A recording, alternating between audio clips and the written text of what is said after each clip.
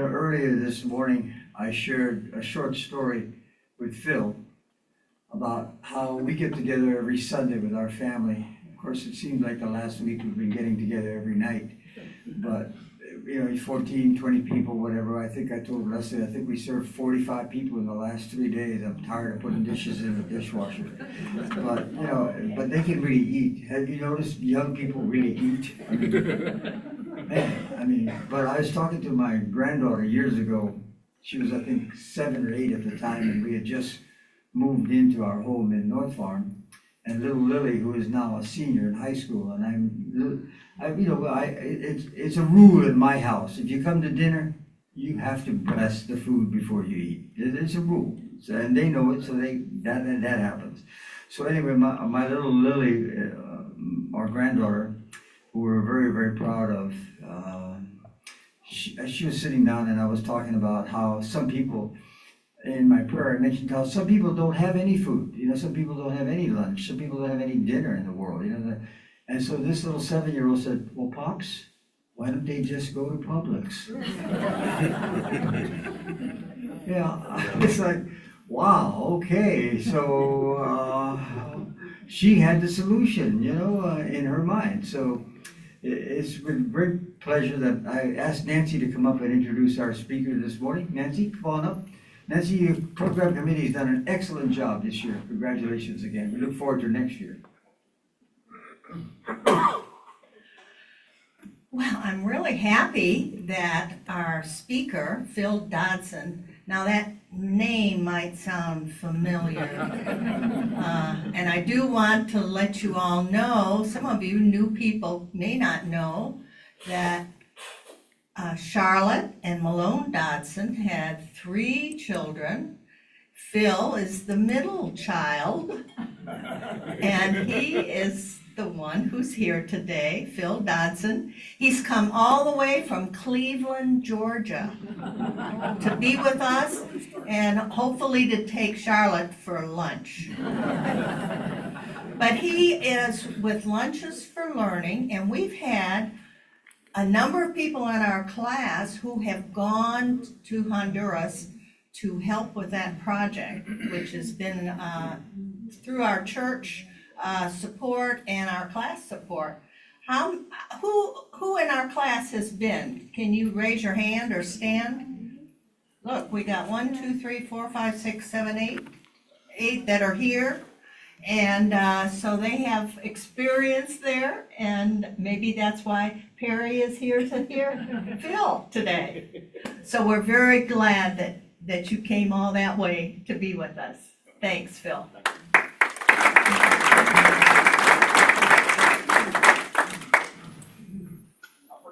Forgot to get one thing out of my carry bag here. Give me 1 second.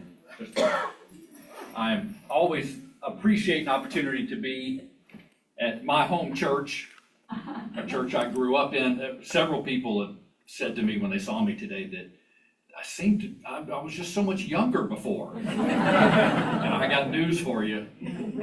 So were you. We've been aging together. So, I welcome opportunities to visit RUMC, because RUMC has been so involved with Lunches for Learning for so many years. Roswell Rotary Club as well, and a lot of individual members of the church have been involved for a number of years, and it's just a great opportunity to share a little bit of the story, but tell a little bit bigger story than just Lunches for Learning. It's a bigger story. Don doesn't realize that his comments just a moment ago dovetail very nicely into what I plan to share with you today. Big, bold acts of kindness versus the tiny little ones that most of us do. You're going to hear more about that. So let's get me off the screen and get the presentation up there. That's much better. Real quickly, in this particular image, you'll see to the right there is kind of a outline of North and Central America, and the 2 stars there show you really how close Honduras is to us. If we could get direct flights again on Delta, it would be a 3.5-hour flight, which means Honduras is closer to us right now than Phoenix, Arizona is. That's how close the poorest country in Central America is to us right now.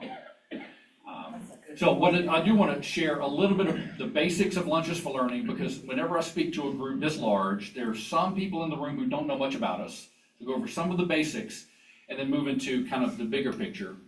So I'm going to share a total of 5 stories with you. When we get to the bathroom mirror, we're almost done. All right?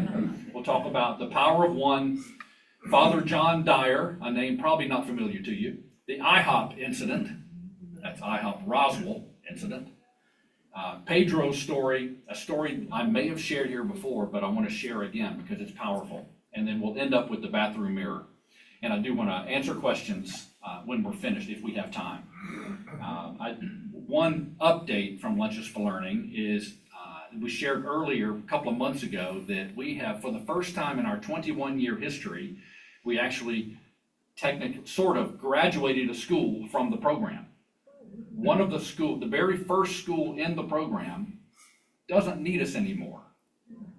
And wow, they sort of blessed and released us.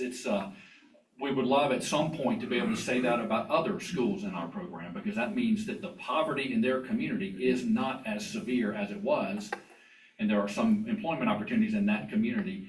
And they basically said, thank you for all you've done for over 20 years. God bless you. Good luck. And so we can then focus on the communities that really, really need us. So we get to the opening here, the power of one. That's the first of my 5 little stories here. The person you see to the left there is our founder, Ron Hicks. And then in the middle is just a diagram showing where an encounter took place in 2004, 21 years ago, where Ron, on the left, met the little girl in the red circle on the right. He was passing through the area on a trip. He was at the border crossing, and that little girl with the red circle around her walked up to him. She was covered in filth. She was just dirty head to toe, like she'd been cleaning out somebody's fireplace or something. Held her hand out, asking for money. She spoke no English. He spoke no Spanish. And so he reached into his pocket, pulled out a few coins, put those coins in her hand, and then watched her immediately go buy a tortilla from a street vendor because she was starving. And so Ron, that one brief encounter, that was the extent of that encounter. But that encounter led, and it was the starting point for what is today and what became Lunches for Learning.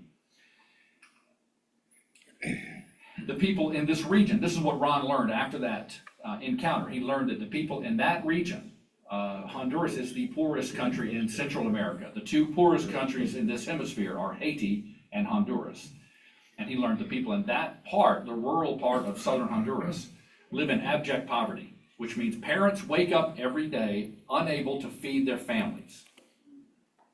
They don't wake up wondering what's going to be for lunch. They wake up wondering, am I going to be able to find food today? And it's something that nobody in this room has ever had to encounter on a daily basis in particular. I think of the North Fulton Community Charities, which started with this church years ago, and with my father kind of as the spearhead, began a community food operation, feeding people who were in need, who were hungry. We have these kind of programs all over the country, and they don't exist in other countries. There is no North Fulton Community Charities. There is no welfare. There is no food stamps. None of that exists in these other countries. So Ron learned about the poverty and decided he wanted to do something about it. And so 3 months later, he went back to Honduras, went back to that border crossing, and found the same girl begging 3 months later at the same spot, and realized, we've got a problem here, and he wanted to do something about it. So he did the thing that most of us would probably do, went straight to his pastor and said, what do I do about this? And that Lutheran church in Montgomery, Alabama, began the organization we know as Lunches for Learning today. What these people are surviving on a good day, they've got $2 to feed their family. That's a good day. Most days they have nothing to feed their families. And so kids they wake up hungry and they have a choice. Do I go to school with an empty stomach, or do I go look for food to survive the day? And that is what's led to what we call the cycle of poverty in this region of the world. That's a cycle we're trying to break. Parents unable to feed their families, and what it leads to is 30% of children drop out of school every year. That means of the kids who reach kindergarten in Honduras, 30% of them don't make it to first grade. And then another 30% drop out before second grade. The older they get, the more able-bodied they are to go out and look for food, scrounge for food, beg for food, work for food, whatever it takes. And so again, Ron decided something needed to be done about this. And it's a very simple concept. Provide lunch at school, kids will stay in school. It's as simple as that. And that is all we do. It's great to have such a laser-focused and easy to explain mission. If you look to the left, there's a young boy eating one of our lunches called catrachas. It's a fried tortilla, fried flat with refried beans on it. It sounds very basic. It's excellent. That's my favorite meal of the varieties that they can cook at our schools. On the right is just a young girl sitting at her desk. She's in school. She's happy. That's the point. That's what we're aiming for. In the middle, though, is something I want you to. We go back a little to one. If you look there, you got two girls in the foreground and a young boy in the background enjoying their lunch. These are kids who've been in our program for a while. Honduran children are born with jet black hair, dark complexion, and their eyes are really dark, almost black. If you look at this little girl in the middle, children who are chronically malnourished in Honduras, their hair turns to this rust brown color. This is an indication of chronic malnutrition, that little girl to the left. Their hair turns that lighter rust brown, their skin lightens, they're not getting the nutrition their bodies need. If you look at her hand reaching across the boy next to her, he's a kindergartner in the program, he's healthy. She's chronically malnourished. You see that lighter tone of her skin and that color of her hair. The good news is that young girl, soon after this picture was taken, got into the program because she started kindergarten, started getting lunch every day. Her hair turned black again, which is what happens. In the course of a school year, their hair will turn black again because they're healthy. So it's a visible, tangible impact of the program. And Roswell UMC has been instrumental in making this happen in a community in Honduras. A Honduran child with at least sixth grade education has a much better chance to live above poverty level. A sixth grade education in Honduras is equivalent to a high school diploma in the US in terms of employability. They can read, they can write, do basic math, they can get jobs. It changes their lives, it transforms their lives. Their parents had to drop out of school because of poverty. Their grandparents didn't go to school because of poverty. These kids are getting an education, will eventually be able to get jobs and change their entire family economy. It's that simple. These are just some random kids in the program. They're a girl in class. Yes? So you're saying basically at age 12, they're gonna enter the workforce? Not necessarily. Some of the schools in our program go, like the school that's sponsored by Roswell UMC, go through ninth grade. So Yes, but you're saying if they go as far as the sixth grade, they are ready, the ones that are blessed to be able to get through to sixth the grade. ninth grade are so much better. Yes. But they're entering the workforce at basically age 12 or 13, something Yes, like that. they are entering the workforce at age 12 or 13. They are. And these aren't high-ranking white-collar jobs. These are entry-level blue-collar jobs, but it's an income. They are earning an income sometimes for the first time in their family's history. That's what's different. So they're not getting all the way through high school many times, sometimes just sixth grade, but that gives them enough education to be able to compete for jobs. So they're earning a living. Yes? How many schools have you got now? We got 48 schools in the program.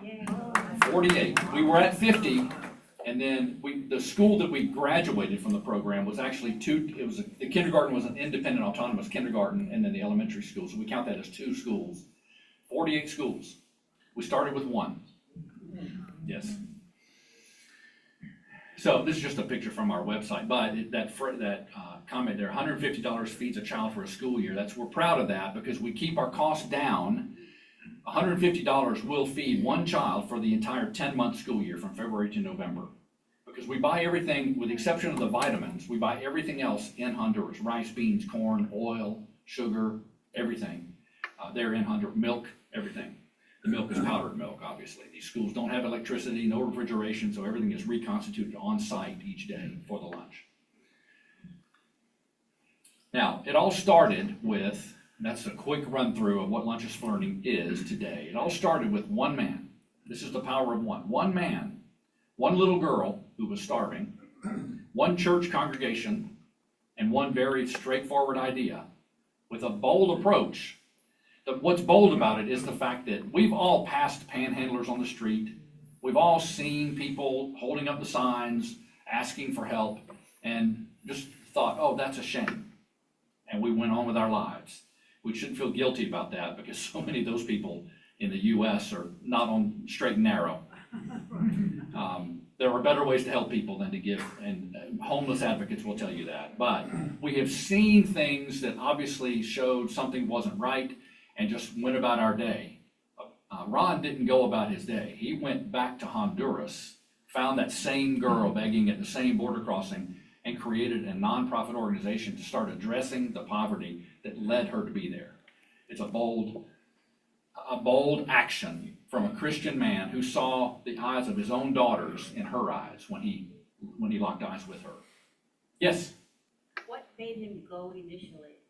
Good question. Why did he do this at all, right? Initially. The initial trip, yes. He was an unusual fellow. And he had always wanted to take a motorcycle trip through Central America. He was on a motorcycle when he did this. And he had a bunch of buddies who said, yeah, we'll go with you. And then one by one, they started dropping out because other things happened, life goes on. And he was getting ready for retirement and he wanted to do this. He had already planned it when he met his second wife and they got married with him already planning to go through Central America on a motorcycle. And he didn't change his plans. He went alone. And if you think about it, on a motorcycle, you can't roll up the windows and lock the doors, right? This was a dangerous part of the world to be going through, all the way through Mexico. And that was the most dangerous part of it was in Mexico. He went all the way from Brownsville, Texas to Costa Rica. He shipped his motorcycle there and got on at Brownsville, Texas. And then finished in Costa Rica, shipped his motorcycle back. When he went back the second time, it wasn't on a motorcycle. He flew in. But no, that's a good question. It was just a chance encounter with that little girl that he happened to be there at the right time. What was his name again? Ron Hicks. Ron Hicks, Okay. Montgomery, Alabama. Okay. He was a geologist, Vietnam vet and a geologist. Was his career. Bill, did you ever meet him, talk to him? Oh yeah, well, I've worked with him for 3 years. 3 years? Yeah, 3 years. He passed away in 2019. I started in 2016. So he was kind of turning things over to me and training me. So yeah, we worked together side by side for 3 years. And I learned a lot from him. I had never managed anything internationally, ever, anything in another country. That was an intimidating part of this for me. But it was a very smooth transition. It really was. So, and our sponsorship model, Roswell UMC being at the top of the list, churches, Rotary clubs, small businesses, families like the Dodson family and others, small groups, individuals who get involved with us because they want to be a part of this. So, now this was the passage that was referenced earlier, and the one phrase, the key phrase from it is one that's familiar to us. This is a point where Jesus is telling a parable. He's telling a story about a fictional king addressing his subjects. And he said to his subjects, "For I was hungry and you fed me. I was thirsty, you gave me something to drink. I was naked and you clothed me. I was in prison and you came to visit me." And you remember the story. They're saying to him, "Wait a minute. When did we ever see you hungry? When did we ever see you thirsty and do anything for you? You're the king." Again, it's a fictional king. Jesus is, obviously, he's genius at telling stories that meant something else. And the king said, "If you helped any of these, anyone, you've helped me." And it's Jesus' way of speaking on behalf of the Father, God, saying, "If you've helped any one of my children, you've helped me." So that's the basis for today's message. Now, story number 2 of the 5, Father John Dyer. Has anyone ever heard of him? All right, he was an itinerant Methodist minister in the late 1880s, the 1800s, in the Colorado Rockies. So he literally was on a horseback, sometimes on skis, getting across over in the Rockies, ministering in mining camps and mining towns. Father John Dyer was a miner, had been a miner himself, M-I-N-E-R, himself. I'm not sure what type of mines he worked in. I think copper, but I'm not sure. but then went into the ministry and was ministering across the Rockies. And it's rough terrain, and he had to be a pretty bold individual to do that. But what was bold about John Dyer is that he would go into mining camps because he understood miners, having been one himself. He understood the life of a miner, the impact it has on families and communities and the towns that build up around these mining camps. He would go into mining camps and find pots and pans and start banging them together, making noise, saying, "We're going to worship now. Everybody is going to worship now. Come out and let's worship." He would even take that into the saloons in the mining towns, banging pots and pans together or something, getting everybody's attention. "We're going to worship now in the saloon." And anybody who decided he didn't want to worship, he would physically subdue that person, put him in a seat to listen to the gospel, to listen to the story. He must have been a big man, must have been intimidating, but he understood miners, and he was taking the gospel of Jesus Christ to the people who, in his mind, needed it the most. And his ministry grew to the point where you see in this particular diagram, in the bottom right corner is that's a drawing of the Colorado State Capitol. He is known as one of the fathers of the state of Colorado. He became that prominent, and he's enshrined there. But he took a bold approach to share the story of Jesus Christ with people who needed to hear it. And so the question is, how bold are we in sharing our faith? Are we bold about it? Are we meek and timid about it? Have you ever asked yourself or wondered in your mind, I'm a Christian, God, I believe, you know I believe, but am I doing enough? Have you ever wondered? I know I have. I think we all have. Am I doing enough? Well, the question is, do you have to be a Father John Dyer to share your faith?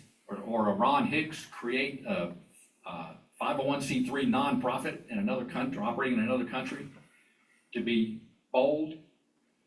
Well, I will bring you the IHOP incident as another example. This is story number 3. This was, they say it's cheating when you tell personal stories, because it's just too easy, right? It's just too easy to tell personal stories in an environment like this. But this is a powerful story for me. In the years that my wife Tracy and I and our family lived in Alpharetta, just up the road, our church was Northbrook Methodist Church, just up the road.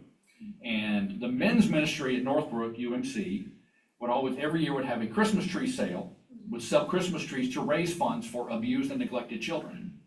And our Christmas tree sale routinely raised $30,000 a year that we would give to organizations like Street Grace and Murphy Harpst and the most abused and neglected children in the state of Georgia. Well, in this particular case, this was March of '06, a Saturday.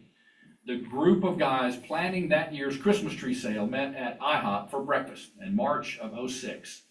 We're having breakfast, and you know the IHOP here on Saturday mornings is pretty crowded. Sometimes you have to wait for a table.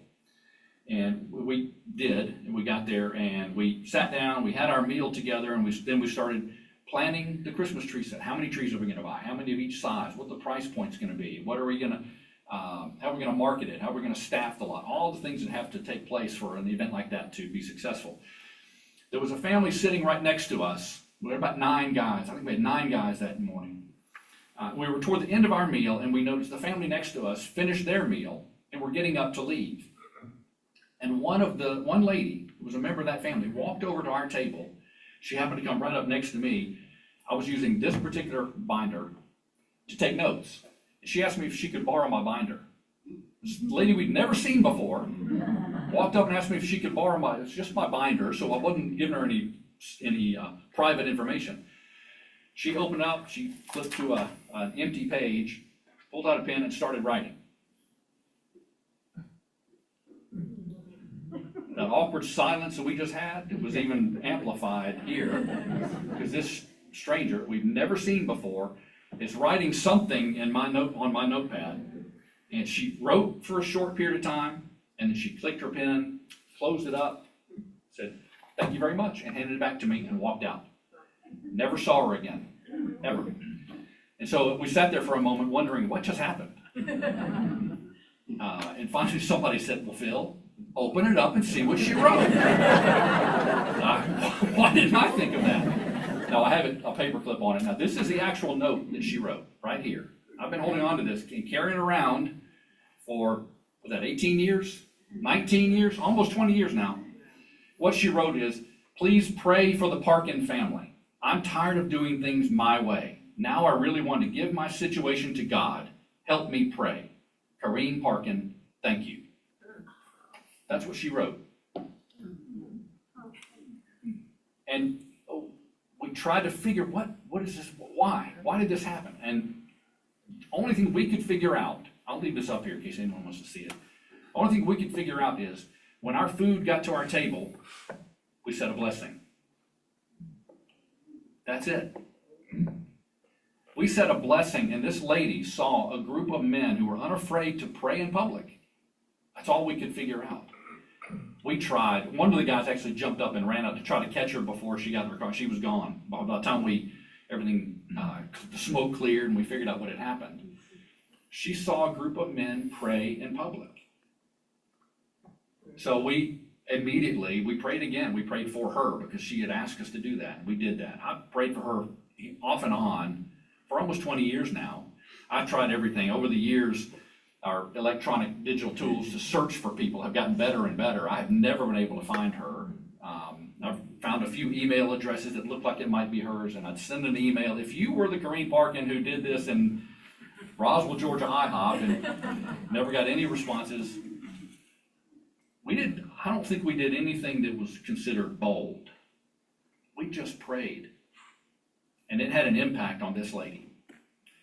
When you say your blessing at your table, you never know who you might be blessing besides your food by just that simple act.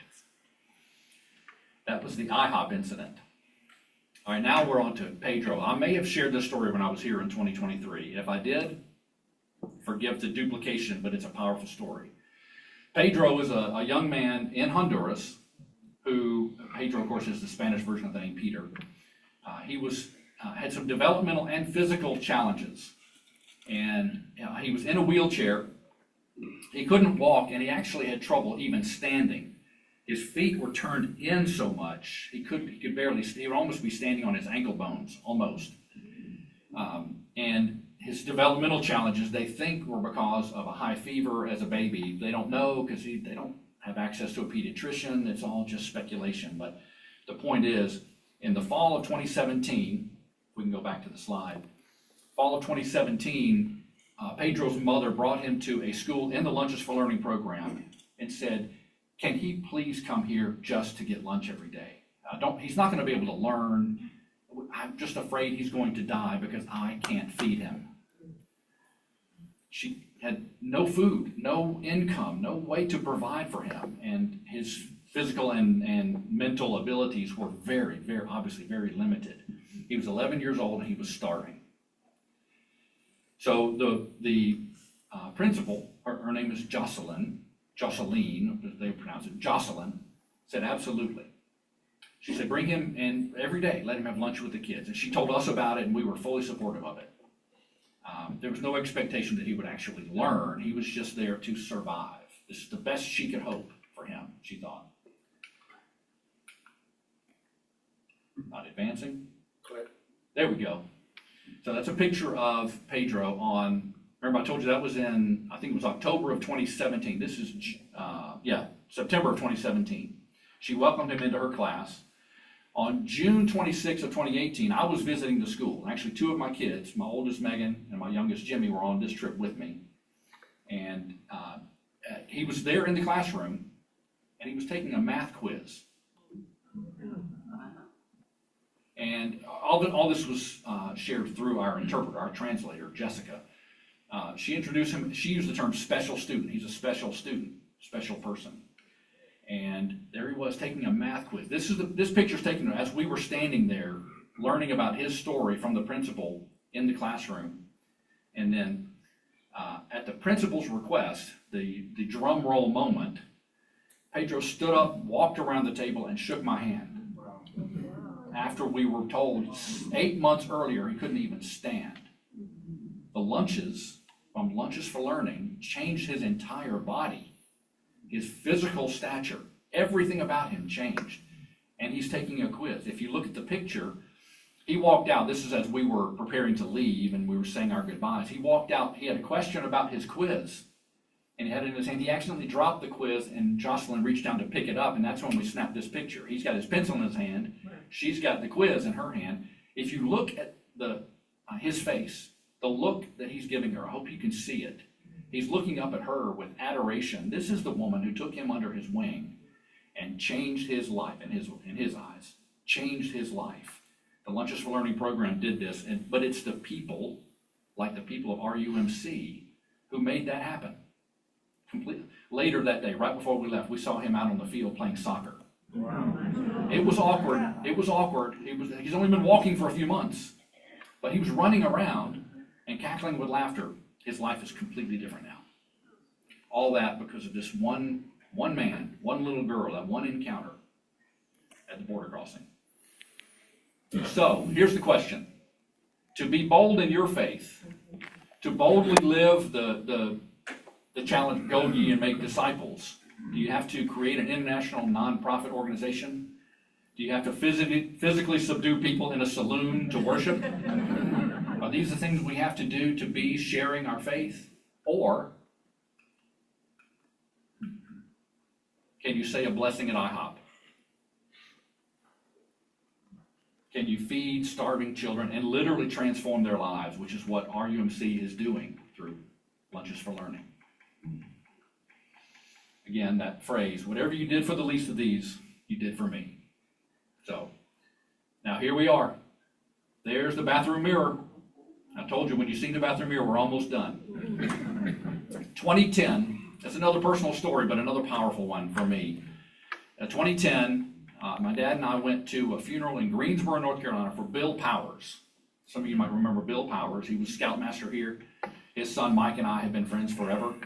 And we went to the funeral for Bill at Greensboro UMC. Went into the men's room, and the mirror in the men's room, there were 3 sinks, and it was one of those continuous mirrors all the way across the wall above the sinks.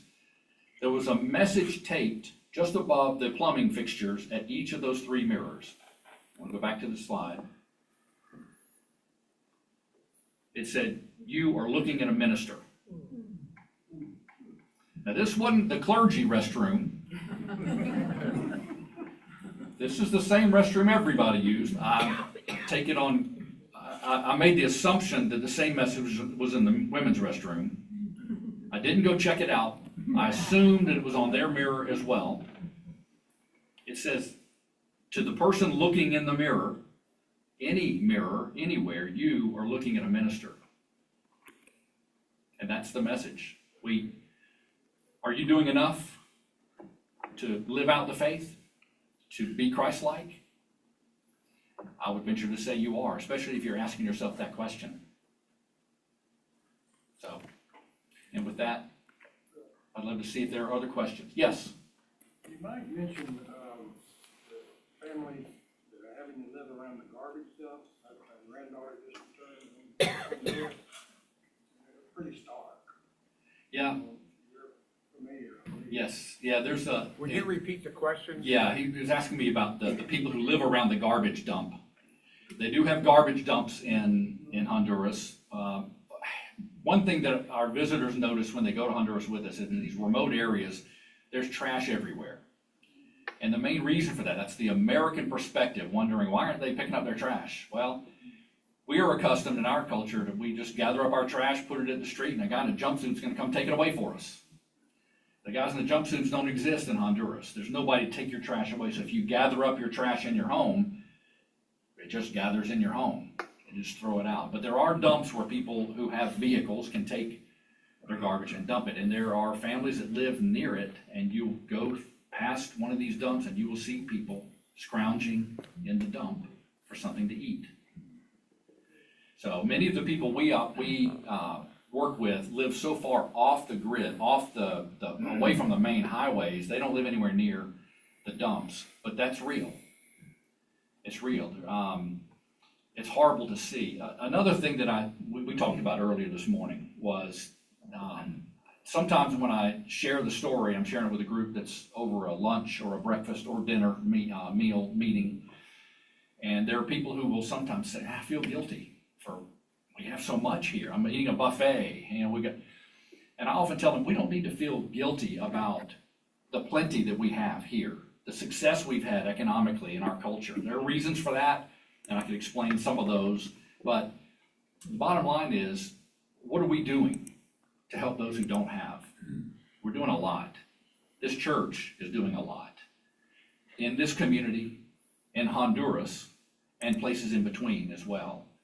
So these conditions are real. And Honduras is not the only place that has these conditions. What our belief as Lunches for Learning is, we're doing what we can with what we have. We have an opportunity to help a specific communities of families because of that encounter that Ron had in a specific place. We know what's going on there. We started with one school, now we're at 48. We want to keep growing. There are plenty of kids who need us. We haven't reached yet. Yes? How would people donate to the Lunches and Learning program? How would people donate? I love that question. We make it really easy if you are willing to go online, lunchesforlearning.org. You have to write it all the way out. Lunchesforlearning.org. We have a donate button right on the front page if you want to make a gift. Every gift is a blessing. RUMC is a school sponsor, and which means that the giving from Roswell UMC collectively goes to a specific school in the program. But every gift we receive is a blessing, and we're grateful for it. Lunchesforlearning.org. We also have a P.O. box here in Roswell, Post Office Box 2146, Roswell 30077. Yes. So this, I believe, started in Alabama. So do you Yes. do you have other states that are participating, if Oh, it's yeah. only Georgia? Yeah, the question is, we started in Alabama, and we're involved in a number of states. Matter of fact, back in November, I was at a Rotary Club in Mississippi, who's with us. In February, I was with a Rotary Club in New Orleans, who's with us. I just got off the phone Thursday with a church in Arizona. It's a school sponsor for 2 schools. Year before last, I went to visit 2 churches in Illinois who were involved with us, Maryland, Tennessee, all the bordering states around Georgia. So we have donors in probably 30 states, sponsors in probably 19 or 20. So it's growing. Yes, Tom? Are you still associated with the Rotary Club? Yes, well, we work with a number of Rotary clubs. We're not directly associated with it all, but yes, Roswell Rotary Club is still very generous as a school sponsor. And I think there are 7 others now, maybe 8, that are, so we have more churches than any other type of school sponsor. Next on the list is Rotary clubs. Yes? Do you get any help from government programs like USAID or some of those? Do we get any help from government agencies like USAID or others? We don't get any help directly from any government agency. And the Honduran government does nothing for these kids. I mean, literally nothing. I will say a couple of times a year, the Honduran government will make food available through USAID. And I think that faucet that spigot has been turned off now. But U.S. taxpayer dollars paying for food to go to people all over the world, but it was, a lot of times the food was of poor quality because it would sit on a wharf or a dock for months sometimes. It's just, the logistics are just too big. We don't get any direct help at all from any government agency. And I will also say that in Honduras, like all the Central American countries, there is no culture of generosity at all among the people. The approach is, I've earned what I've got, so good luck to you. And here in the U.S., we're wondering, what else can we do? How can we help people? In Honduras, it's, nope, I've got mine, and I'm going to hold on to it. We get no help from any Hondurans at all, and no government agencies either. You mentioned earlier that everything you acquire from the Lunches for Learning comes from Honduras. Yes. I can imagine for 48 schools, the logistics has got to be a nightmare. Dave's asking about that. If we get all our food in Honduras, the logistics must be a nightmare. It's a lot of food. The rice, beans, and corn. Corn is the largest quantity of anything because the tortillas with every meal, every single meal. It's like biscuits here. One more question. Right there. Okay. Oh, well, let me go to Perry. Perry drove a distance to get here too today. How did you personally get your heart broken for Honduras, and how did you personally get it? How did I personally get involved? I'll make this short, and I know hearing that from a Dodson that's a lot, but prior to working for Lunches for Learning, I was at Camp Glisten, development director there for 10 years. And the decision was made they didn't need a development director any longer, so my position was eliminated. And I came in contact with Craig Simons, who was chair of our board of directors at that time. And we met here in this room through the job networking program and just started talking. And it felt like the right next step for me. They felt like I would be the right person for it potentially. But I will say my first trip was with Ron in 2016, July 2016. When I got out of the truck at the very first school we visited, I had some serious feeling of inadequacy washed over me. I got out of the truck and I thought, what am I doing? I've never managed any kind of operation in another country. I don't speak the language. Did I sell these people a bill of goods? I really was thinking that.